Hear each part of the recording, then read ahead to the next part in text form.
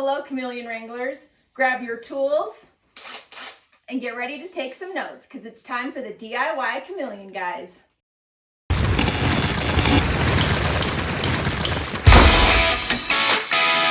Hello, welcome to the DIY Chameleon guys. My name is Bill Strand. I am here with James Cross. Hello, James. Hey, you guys, what's going on? All right, so this has been quite a week, and I have taken the design that we talked about, and Yep. I got all the stuff and brought it home, and I've put it together, and I am going to bring it up to show you what we've done. Okay, so there is the beautiful thing. Wow, I like it. And Hey, is that 2x12? It is 2x12. Oh my goodness. And awesome. And James, I had to go to a second Home Depot because the first one didn't have it. And I said, well, okay, I could get the two 2x6s, but you know what? No way. We don't do things half baked. We're going all the way. Construction worker popped out. So I went up to the desk. I said, well, what store has it? They sent me to the right store, and I got the 2x12. I got to tell you, it made such a difference. You know what? If you add up the costs, it was a little bit more than if I got the two 2x6s. And for everybody watching, the way I would do this before is instead of because I want a 12-inch planter box, and I would get the 2x6s, so 6-inch, so I'd have two layers of 6-inch, and that there's a 6-inch was easier to find. Well, after talking with James, he said, just get a 12-inch. I did. It made so much difference. It was so much easier, and I am so much happier with the result. I didn't realize something that simple would, a simple change like that would make such a difference. Yep. All these years of building, I've learned that sometimes if you spend a little bit more money, you just get a better product, you know. Yeah. And it looks better, so much better. Yeah, looks fantastic. Looks fantastic. And let's see, another thing that we talked about was how to put together the bottom. Now you got a lot of meat under there. See, that's great. Yeah, so I've got a good 2x4 down there, and it just worked quite nicely. I did do the trick where you do a pilot hole for the lag screw. So we talked about when we're putting the casters on. And by the way, everybody, you're saying, wait a minute, what the heck is a caster? And what's the difference between a caster and a wheel? A wheel goes one direction, and if you want to change the direction, you have to change the direction of the wheel with the steering wheel or something. Caster, it'll go whatever direction you push it. So caster is a super wheel. Yep. So take that and go and amuse your friend and amaze your friend with your knowledge. But the caster makes, by the way, everybody, caster makes all the difference in the world. You want to be able to move this around. This cage is for a 2x2 by 4 foot tall. I mean, you can make it in any size you want to. I've made a 3 foot wide one of these, but comes a point where it's just unruly to move around. And but the thing is, let me fix that for you. It does matter the size of the caster. Okay. I have a 6 foot by 6 foot by 8 foot tall cage with the 12-inch batter blocks, and I have giant casters on it, and I can move it around by myself with the plants in it. What size caster? Hold on a second. I'll grab one. Oh, okay. Yeah. A few moments later. The wheel itself is only 3 inches, but the entire inside of it, the ball bearing. Okay, that you can't even hear it move. And guess where you can get these? Well, I've seen those at Home Depot. Yes, sir, you did. Plus, what I like about them is they have locks on them. So once you put it in place, you can lock the wheels, and then it won't take off on you in the wind or anything else. Okay, so compare. I saw those, but I decided, hey, I want to go with the 5-inch wheels that look more rugged. So what's the difference between the ones that you're showing right now and the ones that I'm showing that I've used? This is actually a complete ball. It is a precision bearing like you used to have on the old skateboards. Okay. And the one that you've got using there is just a bolt through a piece of steel. I There is no bearing in it. Okay. So these are going to glide, whereas those are going to roll. These glide a lot better. Okay. I would recommend these. Okay. And you have those? Do you have those outside? Yes, that's what I'm putting on the new cage I'm working on right now, and all of my other exterior cages. These are the ones that I use. Okay. I'm going to be making one more of these, and so I'm going to Try them I'm going to out. try those. I think you'll like them. They're a little more expensive, but they're amazing. Yeah. They, Oh, yeah. It's a little bit more expensive. This is a point I wanted to make. People, when you're doing a project like this, don't don't worry about spending another $10 per wheel. I know they're expensive, $25, $30 for one of the not wheel. We just learned this caster. Casters. And you're thinking, how much money am I spending on this? It will be worth it. These things, especially with the pressure treated, they're going to last for years and years. And if you are able to easily move it into the sun, out of the sun, depending upon whether it's summer or it's winter, it's going to pay for itself. So I know it's painful to pay that because, yes, I know I just did that, but it's going to, trust me, it'll be worth it. Yeah. So now you have a lot of strength in the bottom of the box. You have a solid side, which gives it more strength.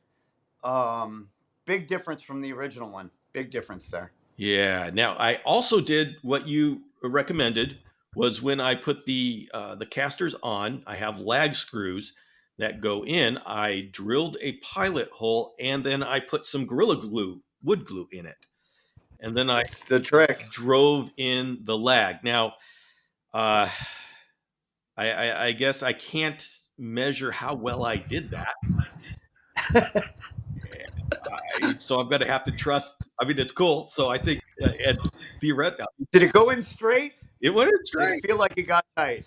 It went in straight, and so I'll let you know in 10 that's years. really that's the two things you need to know. I mean, if it felt like it snugged up and it went in tight, like I said in the previous video, usually what happens if you drive a leg in that's 5/16 or better, the wood's going to end up drying, and what you've done is you separated the cellulose, and it's going to actually cause the wood to expand, and it's going to split.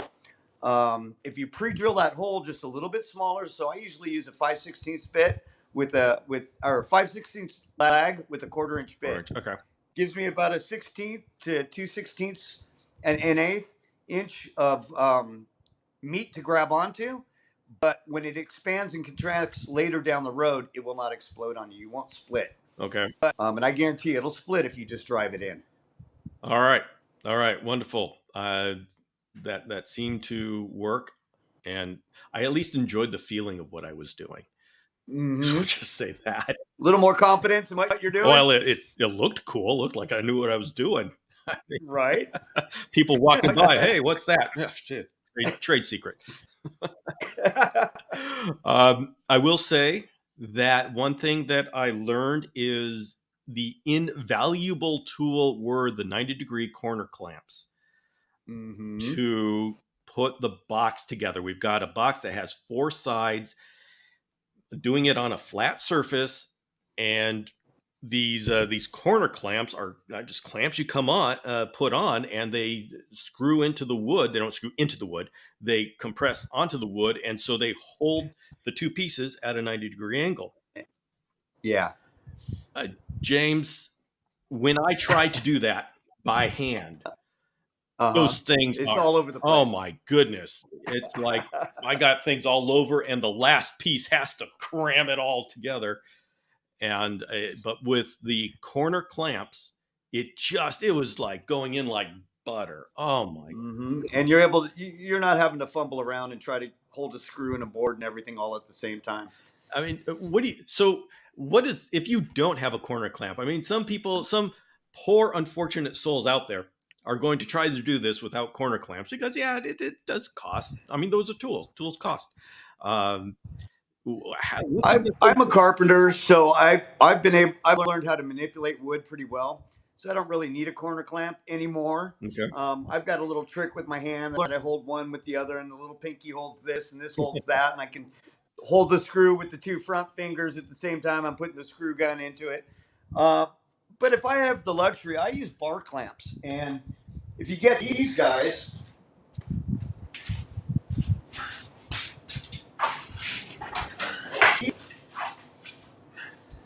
and they're not that expensive. I think these were about $20. Okay. And these are called bar clamps. So you just slide them back and forth. You get them close to where you need to be. You put your lumber in here. You can put your other piece of lumber here and push this up against it. And then you finish off screwing it together by this. This will hold everything tight and secure for you. Corner clamps are nice too. I think I have a set of those, but I'm not sure where they're at.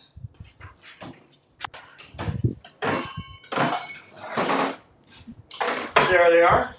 Probably a little bit fancier than you've seen. This is a corner clamp. Oh yeah, those are a little fancier than I got. Okay. And this is basically the same principle. You can stick your wood in here, you can stick your wood in here, and then this cinches it all together. Okay. Okay, and these are a little bit more pricey. They're about 30 or 40 bucks a piece. I normally only use these when I'm doing precision woodwork, like cabinetry or cabinet doors and such like that. When I'm doing the exterior stuff, you know, you can be a little bit more relaxed with it. You don't have to be as perfect.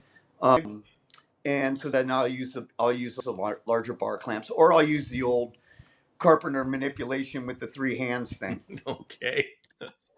I don't know what that is, but it sounds I'd show you, but okay. it'd cost you, and it's a trade secret. I see. All right. Understood. But you get these. Is that the one? No, there it is. Oh, ow. You get a lot of those. Ow. Does that look familiar? Well, yeah, but yeah, I'm proud of mine, Bill. yeah, mine was still traumatic. It's still traumatic. Jeez. Oh, well, okay. So the one thing I wanted to ask about is when I was cutting the pressure treated lumber, there were these splinters. I mean, my saw was probably it's not as fine as it could be, and so it was just meant to cut down. And I got these splinters. How do you deal with the splinters, pressure treated splinters? Well, you don't want to get them in your finger because they'll get infected really quick. I have a splinter remover that I keep on my truck. It has a magnet on a pair of a magnifying glass on a pair of tweezers. Mm-hmm. The smart thing to do is get yourself some leather gloves. My hands are leather gloves, Yes. so I don't. If I'm not bleeding by 8 o'clock, I'm not working. Wow. Okay. So I've gotten used to it. The trick is to make sure that you just don't get it in there too deep so that you can get it back out. They'll definitely get infected, and it's not pleasurable. Sometimes I'll get a small one, and then the next day when I wake up, I have an infection in my finger that I didn't realize I had. So I would definitely take care of it. Make sure you clean it out real good with alcohol. Well, luckily, I am experienced enough that I was wearing gloves all the time, and I just saw all these splinters going. Yeah, those look nasty, and I don't want to get near those. All right. Well, I have done one, and I am going to do a second one with the hints and tips that I've got from this feedback section. Awesome. Now, and next time I will come back with this final one and show everybody what it looks like. But let's go back to what are you doing? What I'm doing is, and if you've followed any of my pages, you've seen some of my outdoor enclosures, and I've decided that I needed to slow it down a little bit and teach you guys how to make one.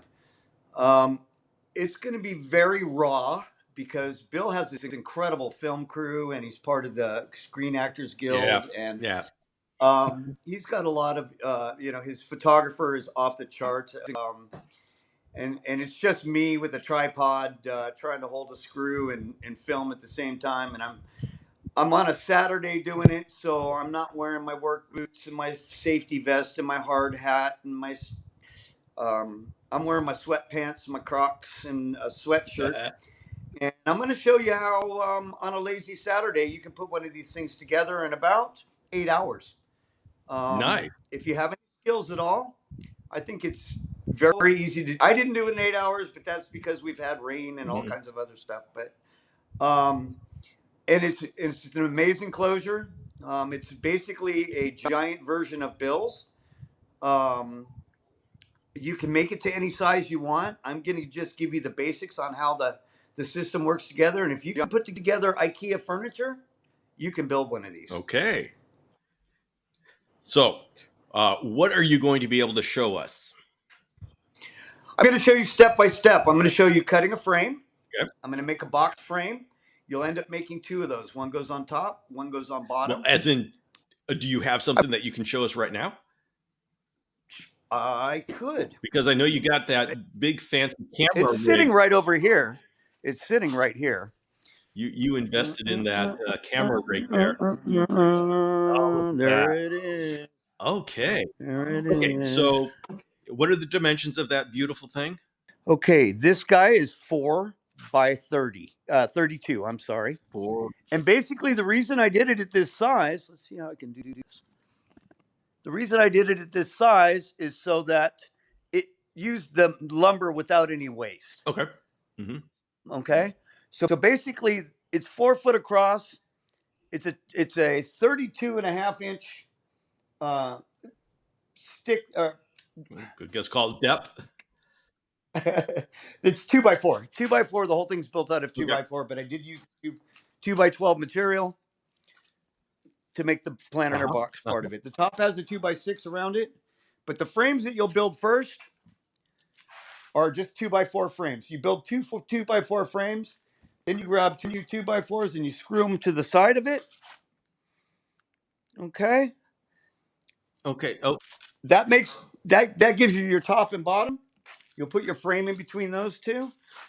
You add a couple of extra pieces to the outside, screw the wheels on the bottom of it, build some doors, and you're pretty much ready to go. So what is holding the wheels? What did the wheels? The wheels is the same thing that I taught you how to do. Let me show you. I'm learning this tripod thing.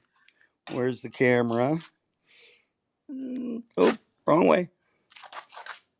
Okay, there it is. I see it. Okay. Okay. Yeah.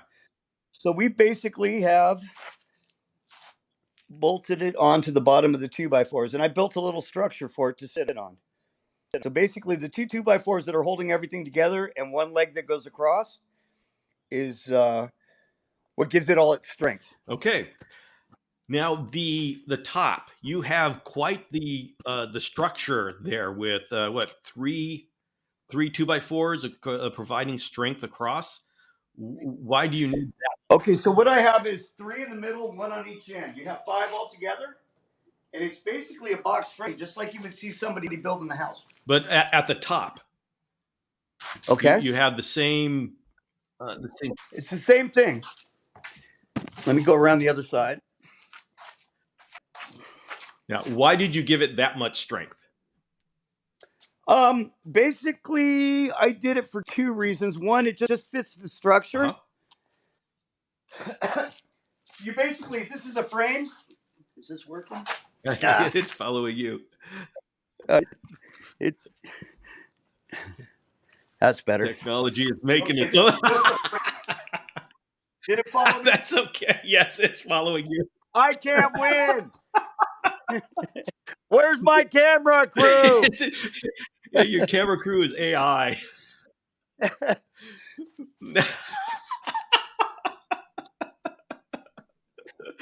Okay, well, I guess I'm going to have to hold it.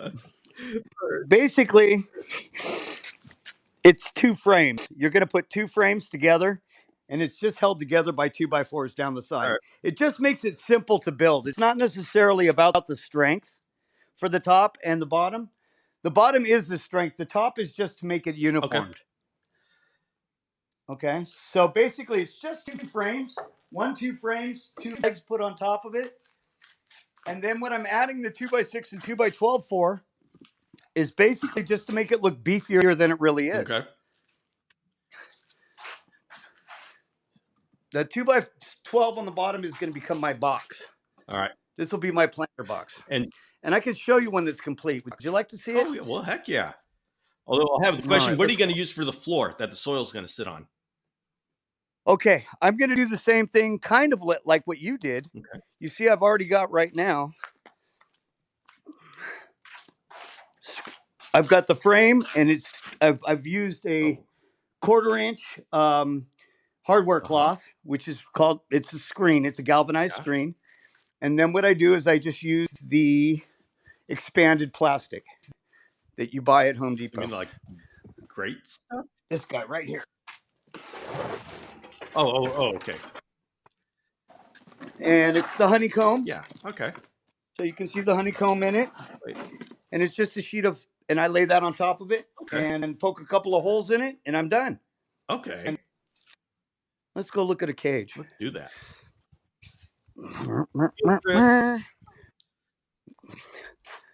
These are open right now because I had the guys out today. Let's go down to this one. Okay. Basically, this is what we're putting together. Wow. Nice. Okay. Uh-huh. Uh-huh. All right. Uh-huh. So you have a planter box. AI won't let me play. You have a planter box on the bottom. Yeah, I can see it. Okay. And I see your door. And the structure on top is basically just there to support it. We've got doors on the sides. And then I've taken latches, and these are just gate latches from Home Depot. Okay. And I use gate hinges on the outside. And then, of course, you've got your wheels, so all of these can roll. Nice. Oh, and everybody. Okay, and then if you want to get really fancy. Yeah. Public service announcement. Everything that I have rolls, and that is the biggest life lesson that I can impart to you. Everything rolls. When you get to be my age, you want wheels. All right, here we go. And then there's the other one. And this guy's giant. Yeah. And now I've taken it to another extreme. We've added an arbor on top. Well, of course. And I actually have fruit trees in here. Oh, cool. So I'm producing oranges and kumquats. Nice. And blueberries Oh. are all growing inside of this unit. Yeah, I love farming with passion fruit blinds, and just go in there to my chameleon cage and pull out a passion fruit. It's awesome. Yep. Yeah, my kids are doing that now. It's a way of getting them to go outside and check on the chameleons. Go get me a blueberry out of out of Andre's cage, and they love those blueberries. Okay. All right. So, what is in store for you next with your project there? I will be finishing up the walls. Probably tomorrow morning, or I might stay up late tonight and come on, guys. What do I pay you for? I'm going to be finishing up. I've got 3 sides done on it right now. I'm going to slap a couple more 2x on it, and then we're going to get the hardware cloth on it, and then tomorrow I'll start putting together doors. Okay. This whole project on a good day is going to cost you around $300 to $350 to build, and you can probably do it in eight hours. Okay. All right.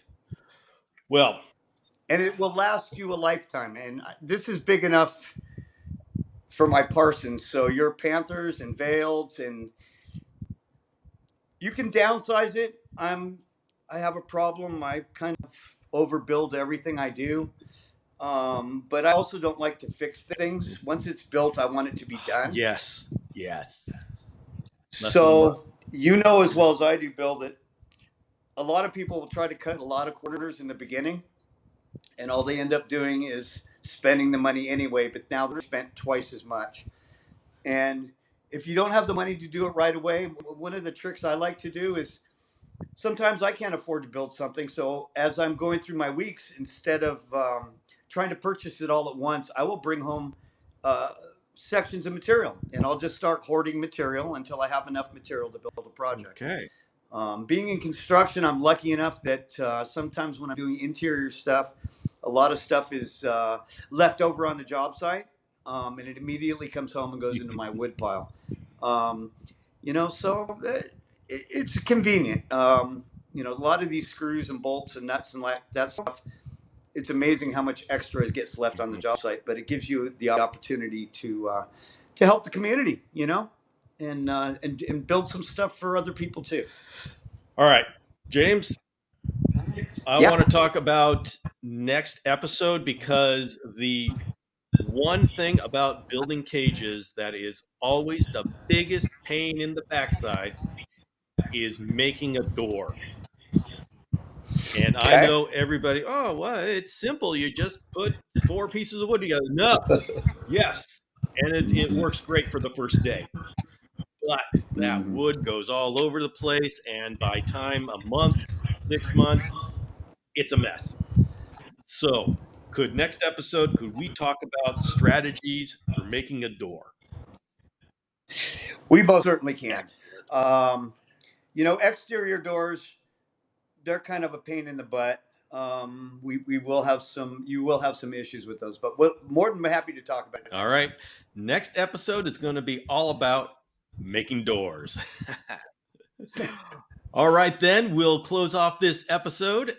James, thank you for showing us your project, and I'm excited to show my project. And by next episode, we will talk about doors, but we will give you updates as to how these projects are going.